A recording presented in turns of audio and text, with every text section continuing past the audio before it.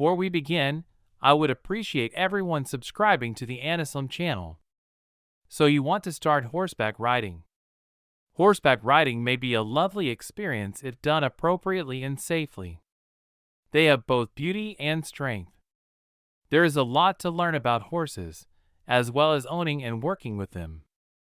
However, I'll only provide you with a brief summary today. Part 1: Laying the groundwork for mounting and sitting. Step 1: Mount your horse. When riding a horse, getting the ground under you is the first thing you should do. Only a small amount of groundwork is required. No need to push your horse excessively. The next thing you should do is carefully mount your horse. Many people find mounting a horse intimidating, but if you remain calm, it should be enjoyable and simple. It's not a bad idea to utilize a mounting block if you're a beginner rider. In order to mount the horse, you can stand on this little wooden building. As you mount, you should also ask someone to hold the horse's head. From the animal's left near side, mount it. Put your left foot in the left stirrup and raise yourself over with your torso. Put your right foot into the right stirrup after carefully lifting your right leg over the horse's back. If you're a newbie, pick a horse with experience. Younger or less experienced horses may wiggle and shift while being mounted. Select a mature horse that has a track record of being mellow and agreeable when being ridden. When mounting, hold the reins firmly in your left hand, but not so firmly that the horse backs away from the pressure if someone isn't holding the horse's head. Step 2: Position yourself for balance. Once seated, take a time to check that your balance is where it should be. Maintain a straight back. Remember that you should be able to draw a straight line between your ear, shoulder, hip, and heel when you are riding a horse.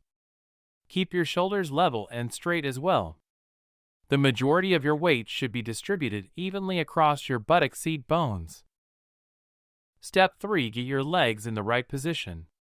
Position your legs correctly once you feel completely balanced. For new riders, this can be particularly challenging, so take your time to place your legs correctly.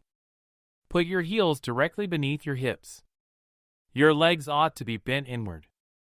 With their knees hanging out, many starting riders have their legs turned outward because it can feel more natural. Keep in mind that you are essentially hugging the horse with your legs. Your legs should be curled inwards towards the horse, but you shouldn't crush the animal too firmly. Your heels ought to be lower than your toes. A simple exercise for this is to stand on a surface higher than the ground, such as a staircase, and press your heels down while maintaining your feet flat on the floor. Step 4: Hold the reins properly. Make sure you're holding the reins correctly after your legs are in the correct posture. Whether you're riding English or Western, there are different ways to hold the reins. Make a fist, and then slip the reins through it with a loop facing up for the English manner. After that, take both of your pinky fingers out of the fist and set them on the outside of the reins. Your thumb should be on top of the reins to hold them in place. The reins are not looped in Western. The reins of the Western bridle are tied in a knot at the top. Always keep the reins slack and hold them in your fists. Thank you for watching. Don't forget to subscribe and wait for the second part.